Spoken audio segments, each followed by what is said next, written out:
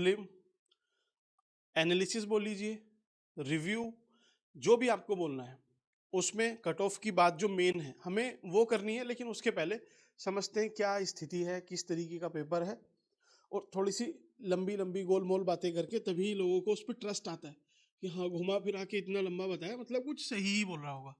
Although बात सिर्फ 1 minute की भी नहीं है कि यहाँ पे कट ऑफ लिख दो काम हो गया।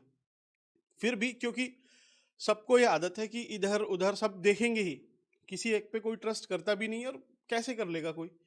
भाई जिसने एग्जाम दिया है, पूरा टाइम लगाया है, तो एटलीस्ट वो देखेगा कि 10 जगह से वेरीफाई करेगा कि कितने नंबर सब बता रहे हैं, उसका एक एवरेज लेंगे, फिर सोचते हैं कि हाँ हमें करनी है मेंस की या नहीं करनी। सबसे पहले देखिए, न्यूज़पेपर में आज आप उठा के देखो, लगभग सब में यही छपा है कि पेपर बहुत इजी था। आप जो इंस्टीट्यूट वाले बोल रहे हैं वो भी लगभग इसी बात को बोल रहे हैं, इजी था। लेकिन मैं आपसे थोड़ा सा इन सब से डिफर करके, ऐसा नहीं है कि कुछ बहुत बड़ा रिवील करने जा रहा हूँ, वो कुछ नहीं है, सिंपल सा है। पेपर आज तक का सबसे टफ पेपर था। ऑल्दो सभी लोग बोलते हैं हर साल का पेपर टफ ही आता है, उसके आगे मीन्स लास्ट ईयर बोलोगे कि वो भी टफ था, उसके पहले बोलोगे कि हाँ वो भी उस टाइम का सबसे टफ पेपर था। लेकिन ये जो पेपर है ये जेन्युइनली टफ था। अब कोई कितना इजी बोले, भाई जिसको इजी लग रहा है वो इजी समझ लो, लेकिन क्वेश्चन पेपर टफ था। क्यों? क्योंकि क्वेश्चन ऐसा नहीं है, जनरली लोग क्या बोल रहे हैं कि इसलिए इजी था कि हाँ सब पढ़े हुए से थे, दिखे हुए से क्वेश्चन थे, हर रूटीन सोर्स में मिल जाएंगे, वैसे ही क्वेश्चन थे। ठीक है, वहां तक बात सही है, क्वेश्चन तो वैसे थे, आंसर वैसे नहीं थे, उसके ऑप्शन वैसे नहीं थे। आप देखो इस बार लगभग लगभग 80 के आसपास क्वेश्चन ये वो थे जो कूट मिलान कराने वाले थे कि ABCD 1 2 3 4, इसको इससे, इसको इससे, इसको इससे। और उसमें भी पहले क्या होता था UPPCS में, जैसे 1 2 3 4 ये ऑप्शन है, यहाँ पे ABCD ऐसे दिया हुआ है, और उसमें आपने किसी एक को, जैसे आपको पता है कि हाँ दोदा बीटा कहाँ पर है, साउथ में, आपने इसको मैच कर दिया कि हाँ दोदा बीटा साउथ में है, तो इसी से पूरा ऑप्शन आपका निकल जाएगा। ये नहीं भी आते हैं आपको तभी भी काम चल जाएगा। इस बार ऐसा नहीं था, इस बार उसने क्या किया है, फंसाया है कि दो ऑप्शन लगभग सिमिलर हैं, ये लगभग आसपास हैं, ये आसपास हैं, तो आपने दो एलिमिनेट किए, लेकिन दो में सब लोग फंसे हैं। और जनरली जब आप ऐसी स्थिति में फंसते हो तो ना ही तो आप क्वेश्चन छोड़ सकते हो, अटेम्प्ट करते हुए भी लोग डरते हैं, ऑल्दो लास्ट में आके उसको अटेम्प्ट करना ही पड़ता है, और जब करते हैं तो फिर आपका 50-50 है। तो ऐसे क्वेश्चन जो आपकी 50-50 रहे होंगे उसकी संख्या सबसे ज़्यादा है। इस बात को लिख के ले लो जिसने भी एग्ज़ाम दिया है। अब ये जो कमेंट सेक्शन में बोलते हैं, अलग अलग बोलेंगे कि हाँ मेरे 120 क्वेश्चन सही हैं, मेरे 110 क्वेश्चन नेट क्वेश्चन सही है, ठीक है, उनका उनको मुबारक, बाद में कभी रोल नंबर अगर वो बताएंगे तो देख लेंगे उसको। ऑल्दो कुछ बच्चे हो सकते हैं लेकिन सबके साथ स्थिति नहीं है, और कट ऑफ कुछ के हिसाब से नहीं बनती, जो एक जनरली बच्चे एक मिनिमम लेवल क्लियर कर रहे होते हैं वही मेंस लिखते भी हैं। ठीक। दूसरा इसमें जो इशू था वो है असर्शन और रीजनिंग वाला। भाई 20 क्वेश्चन उसने पूछे हुए, एग्जाम्पल से आपको समझाता हूँ। उसने पूछा कि जो हिमालयन रीजन है वहाँ पे हाइड्रो इलेक्ट्रिक पोटेंशियल है, बात सही है। अब वो उसके आगे पूछता है कि इसका कारण ये है कि जैसे ईस्टर्न यूपी है और बिहार है, वहाँ पे इसको हम सही से यूटिलाइज नहीं कर सकते क्योंकि वहाँ पे हिमालयन रीजन नहीं है, वो एकदम उसके फुटहिल्स में है। इस तरीके का एक क्वेश्चन था। इसमें आप क्या समझोगे, कुछ डेफिनेट कहना, अभी आयोग की आंसर की आएगी, तो ये आयोग का जो भी इसमें एक तरह से वर्डिक्ट आएगा कि हाँ भाई हमने इसको सही माना है, इसको गलत माना है, वही रहेगा। आप आंसर की से मैच कर लो, खुद से अपने लॉजिक लगा लो, वो उतने काम की चीज़ नहीं है, क्योंकि इसमें उसने सब्जेक्टिविटी डाली हुई है।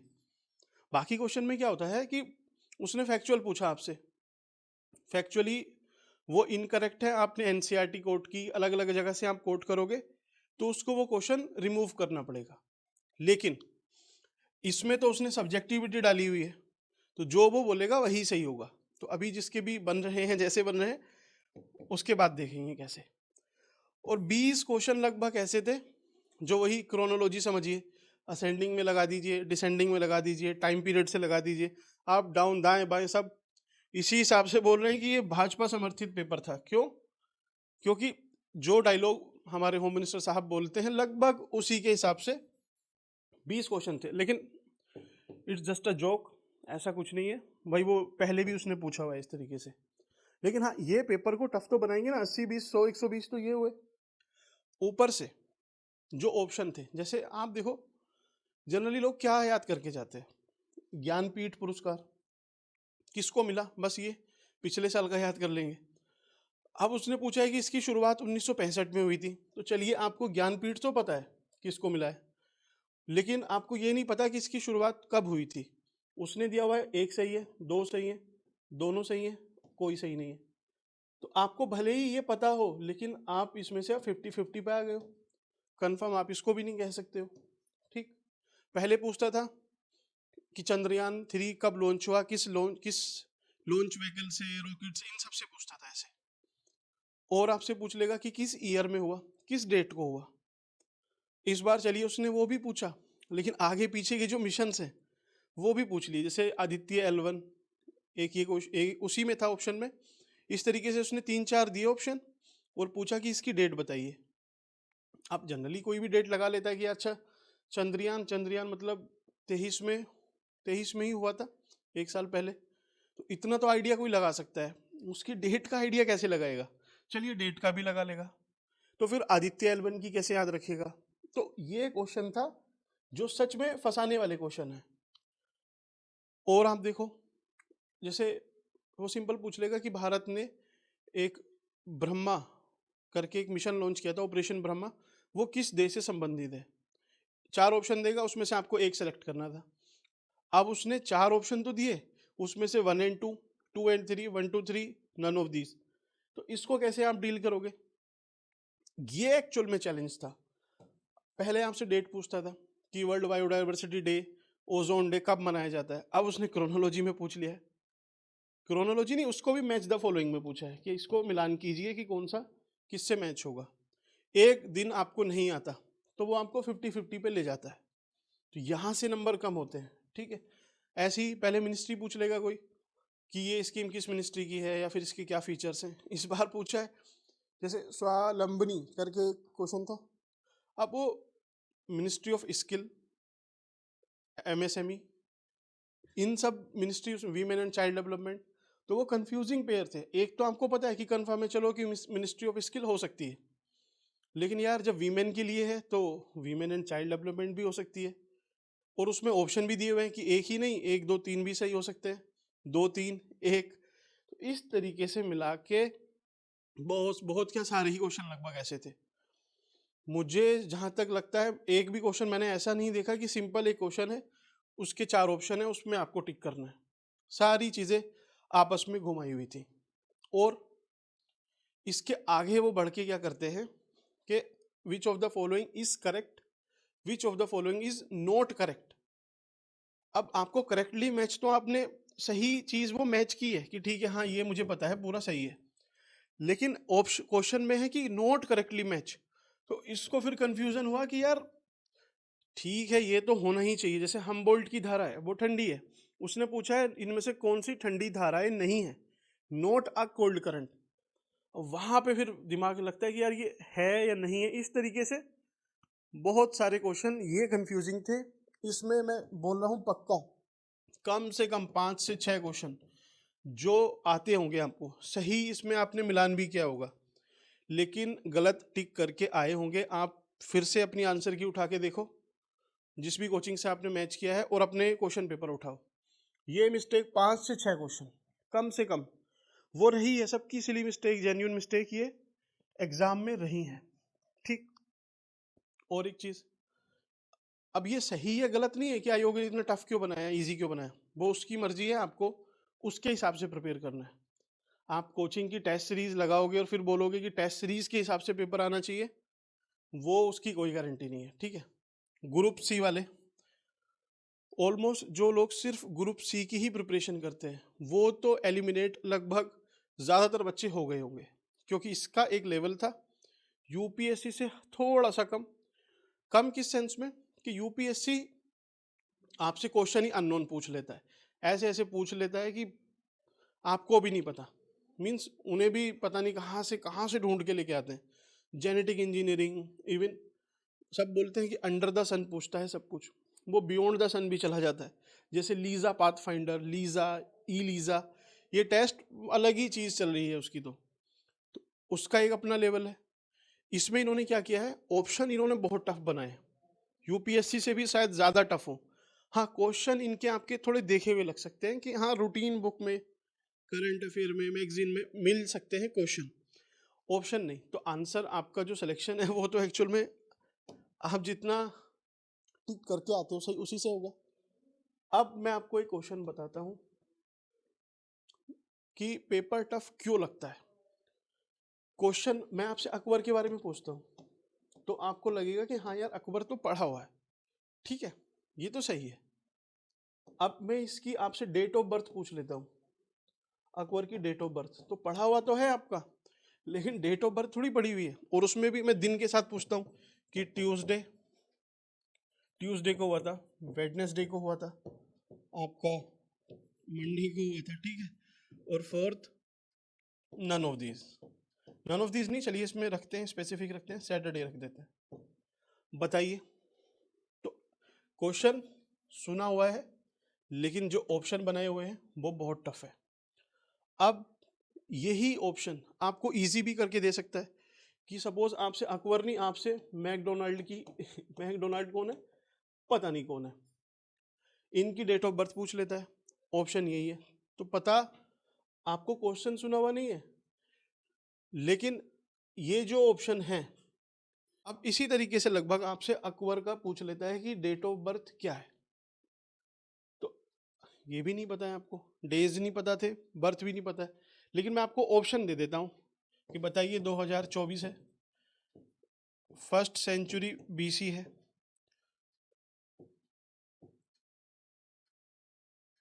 11 एडी है, या फिर 1541 या 40 ले लीजिए, यो भी है। अब आपको ये भी नहीं पता था, लेकिन अब 24 तो नहीं है भाई, ये भी नहीं है, ये भी नहीं हो सकता, आपने लगा दिया, पढ़ा नहीं है फिर भी लगा दिया। तो ये होता है, आपको ऑप्शन से चीज़ें आसान बनती हैं, क्वेश्चन अपने आप में उतना मायने नहीं रखता, ठीक, टू सम एक्सटेंट रखता है, बट ऐसा नहीं कि उसी से सब कुछ होता है। चलिए अब बात करते हैं कोचिंग की।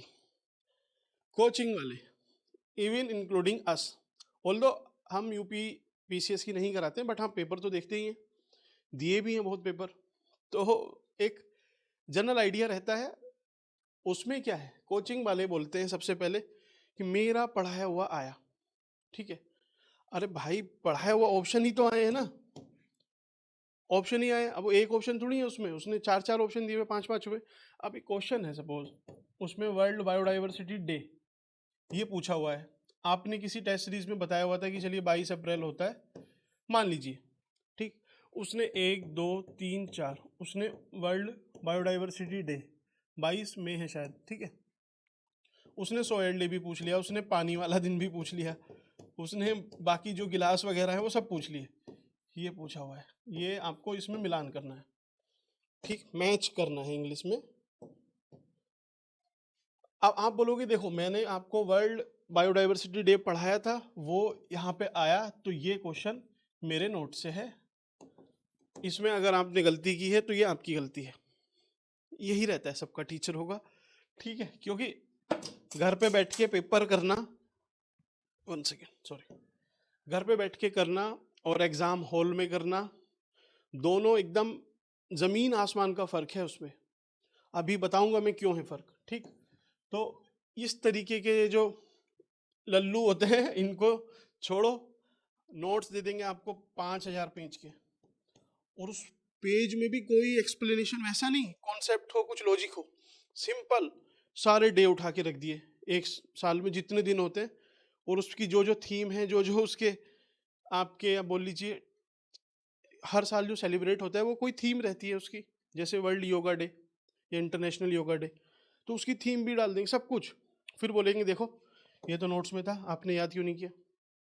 तो इन सब का क्या ही करोगे यार, ये फालतू में। ये आपका पढ़ना ना पढ़ना, पढ़ना थोड़ी ना है। बात तो तब है कि आपसे चाहे उसने 20 क्वेश्चन बताए कि भाई ये 20 है, ये 30 है, या 40 क्वेश्चन है। हाँ, इसके लिए कॉन्सेप्ट के साथ मैं आपको 100 पेज का पढ़ाता हूँ कुछ, या समझाता हूँ, ठीक है। उसमें से 30 भी आए, 35 आए, सही तरीके से आए, तो वो मुझे ज़्यादा जेन्यून लगता है रादर की 150 में से 150 आए, भले ही 5,000 10,000 पेज से आए। और ये जो समझदार हैं उनके लिए नहीं होता टारगेट। हमें लगता है कि यार ये क्या बेवकूफ़ है, क्यों बोल रहा है ऐसा, ऐसा होता भी नहीं है।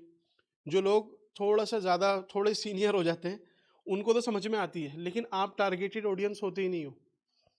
आप सोचो, इवन हम भी जब आए थे एकदम इसमें, तो सारे यूट्यूब चैनल पे सब कुछ सर्च करके कि अच्छा अच्छा ये सही पढ़ा रहा है, ये सही बता रहा है, ये पूरा एक्सप्लेन कर रहा है, ये 2.5 घंटे की वीडियो डाल रहा है। और अब आपका जीसी लियोंग है, वो पूरा पढ़ाया हुआ है एक ही साथ, तो यार इसी से पढ़ लेते हैं। ऑल्दो पढ़ाया हुआ कुछ नहीं है उसमें, बुक उठा के और उसकी वर्बेटिम रीडिंग चल रही है बस, वो पढ़ाना था। तो सब लोग इसमें फंसते हैं, जो न्यू कमर्स है वो इसकी टारगेटेड ऑडियंस होती है। बाकी जो लोग 1-2 साल दुख झेल लेते हैं पीसीएस का, इस दलदल में थोड़ा सा फंस जाते हैं, उनको समझ में आ जाता है कि भाई इससे नहीं होगा, जिसका हुआ है उसे पता है, इन सब से भी नहीं होगा, कुछ नहीं करने से भी नहीं होगा। एक तरीके से कॉन्क्रीट वे में तैयारी की जाएगी तब में भी हो सकता है, डेफिनेटली नहीं है कि होगा।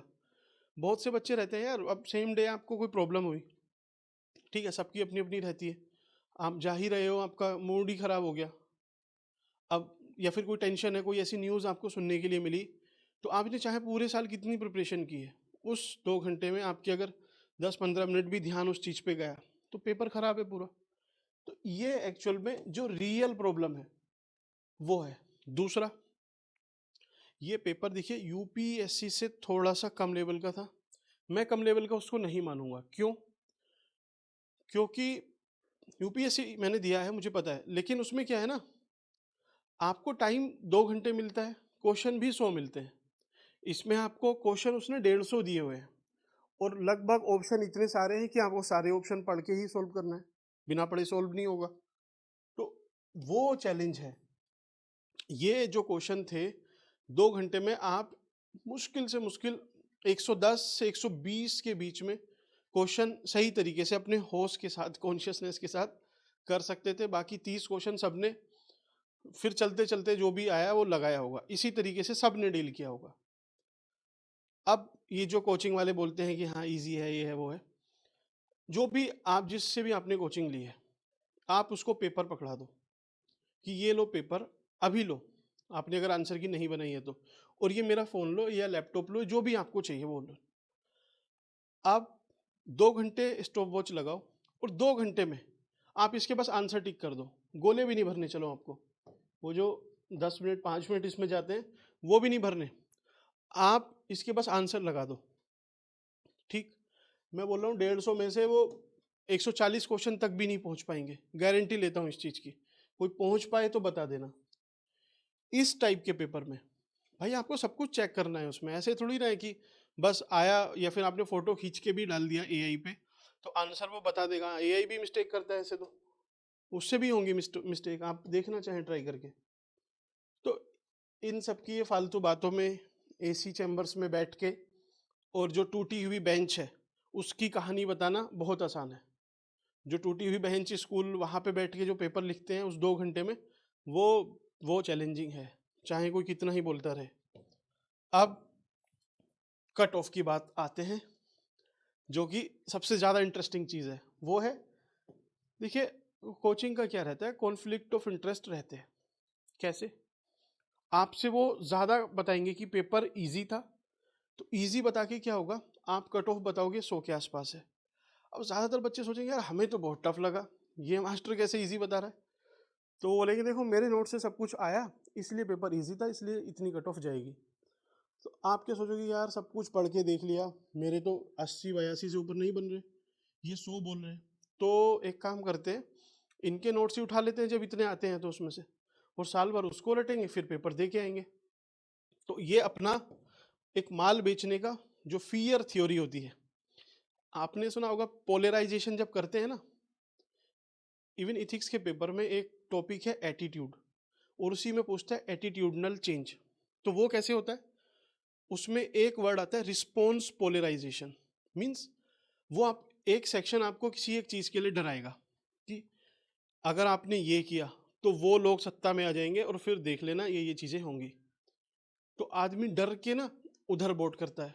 दूसरे वाले बोलेंगे कि अगर आपने हमें वोट नहीं किया तो फिर आप देख लो कैसी शक्तियां सत्ता में बैठ जाएंगी और फिर खतरा हो जाएगा आपको। तो इससे बहुत लोग अपने अपने रिस्पॉन्स चेंज करते हैं। ऐसा ही इसमें होता है, ज्यादा बता के आपको फियर फैक्टर मिल गया, फियर फैक्टर से आप डिमोटिवेट होके कि चल उठाओ यार, भले ही 5,000 के हैं, 5,000 पेजेस के भी हैं, तभी भी रट लेंगे एक साल में, अगली बार दे देंगे, हो जाएगा। होता होता कुछ नहीं है उसमें भी। ठीक, अब आपसे कुछ हैं जो कम बताएंगे, बिल्कुल कम बता देंगे। तो उस कम का रीजन रहता है कि भाई उनको अपनी मेंस की टेस्ट सीरीज या तो व्यू ज़्यादा लेने हो, उसमें से आप मुझे भी एक बार क्लेम कर सकते हो, लेकिन मेरी व्यू के लिए नहीं है। मैं अब उसमें तो देखिए आपको विश्वास कोई दिला ही नहीं सकता है। एक जेन्यून बात है, जो भी कट ऑफ में बताऊंगा, अब कम या ज़्यादा, वो मेरा अपना मानना है। ठीक, सारे पेपर को देख के, पिछले साल से देख के, कट ऑफ को भी देखने के बाद, जब एक्चुअल कट ऑफ आएगी उसके बाद अगर उसमें कम ज़्यादा रहता है तो आप मुझे ब्लेम कर सकते हो, अदरवाइज नहीं।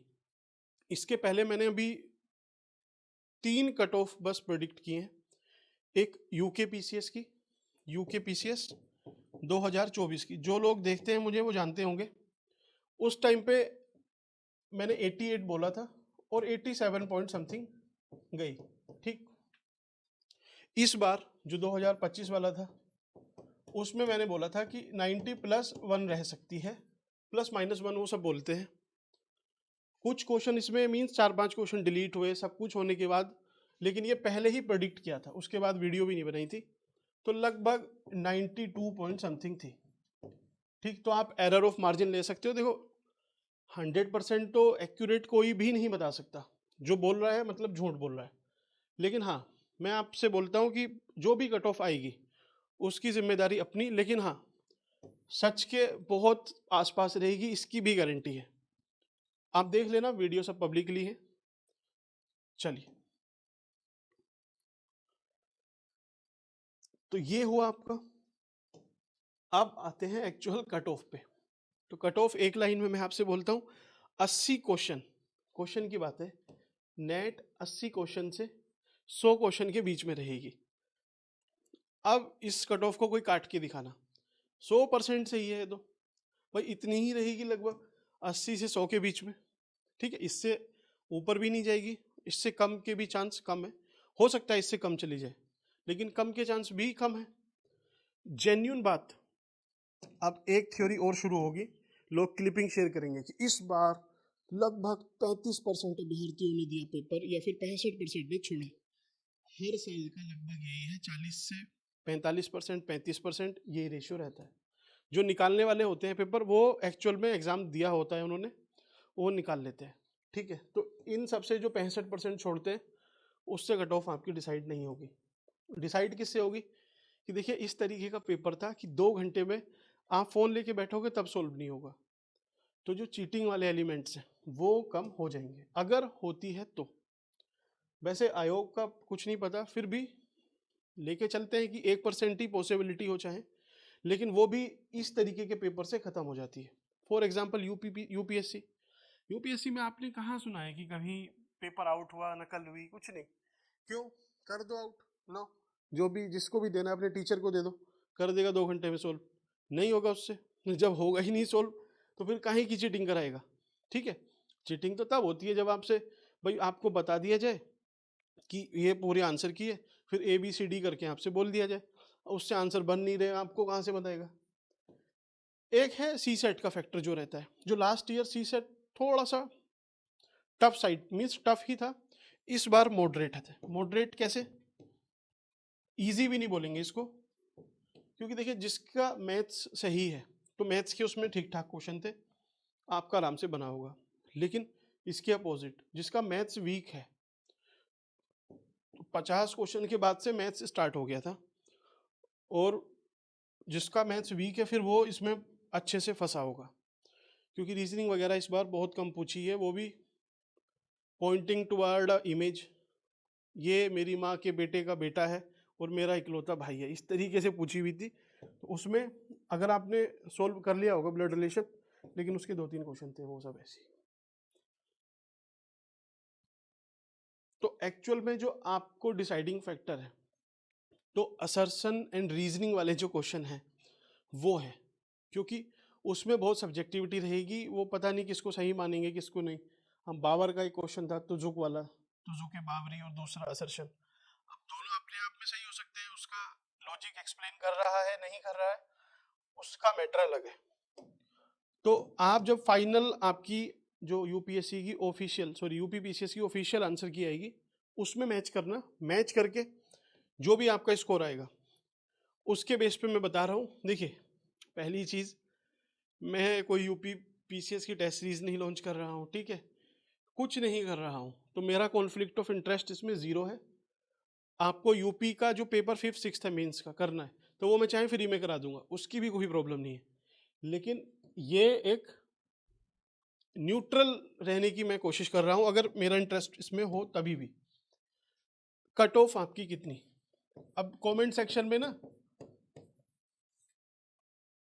कट, 2 कट लगेगा, चलो एक कट को कट कर देते। कमेंट सेक्शन में अब ये मत लिखना कि ये तो मतलब बहुत ही कम हो गई या बहुत ही ऐसी है वैसी है, भाई अपना वर्डिक्ट है, आपको कमेंट में क्या लिखना है कि मेरे हिसाब से भाई इतनी हो सकती है, आप अपने अपना जो भी कैलकुलेशन है बता दो उसमें, तो उससे और चीज़ें क्या पता ज़्यादा सही लगे, लेकिन जो मेरा अनुमान है और जो ज़्यादातर जो मेरे मीन्स सर्कल में है लगभग यही है, 81 के अराउंड रहेगी जनरल अनरिजर्व्ड की। ये क्वेश्चन है कि आपके नेट क्वेश्चन अगर इतने सही हैं, नेट निगेटिव मार्किंग हटा के काट कोट के सब, अनरिजर्व्ड की इतनी है, बाकी जो कैटेगरी है आप 1-1 2-2 3-3 नंबर अपने हिसाब से मैनेज कर लेना। ओबीसी की भी लगभग अब तो लगभग सिमिलर ही जाती है, इवन हायर जाती है कभी कभी। ईडब्ल्यूएस का भी यही हाल है, इस बार पता नहीं क्या करेंगे इसमें, वैसे कोर्ट के आदेश है ऐसे करना नहीं चाहिए ना, फिर भी। तो भाई सिंपल ये स्क्रीनशॉट लेके रखो, जब ऑफिशियल आएगी तब आप मुझे कमेंट में पिन जरूर करना, ठीक है, पिन कर देना। वैसे सच में बताऊं तो पेपर इस लेवल का था, जब आप